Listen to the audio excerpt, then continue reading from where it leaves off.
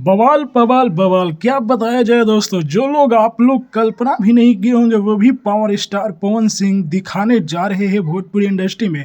जी हाँ दोस्तों, इस समय सोशल मीडिया पर पवन सिंह का एक वीडियो बहुत ही वायरल हो रहा है, फोटो भी वायरल हो रहा है जिसमें वे रोटी बेल रहे हैं। जी हाँ दोस्तों, और श्वेता महरा के साथ जो कि यह जोड़ी दिखने वाली है और बहुत ही मस्ती भी कर रहे हैं सेट पर, जैसा कि आप लोग वीडियो भी देख सकते हैं। जो कि रोटी बेल रहे हैं, ठेकुआ बना रहे हैं, यानी कि ये गाना कुछ अलग होने वाला है। जी हाँ दोस्तों, आप लोग भी देख सकते हैं। आप लोगों को बता दूं कि यह आदेशी फिल्म से गाना आने वाला है। जी हाँ दोस्तों, ये ना तो सारे गामा से आएगा और ना गणनायक फिल्म से आएगा। ये आदेशी फिल्म एक नया चैनल है जिसको पवन सिंह उठाने वाले हैं, क्योंकि पावर स्टार में ही पावर इतना है।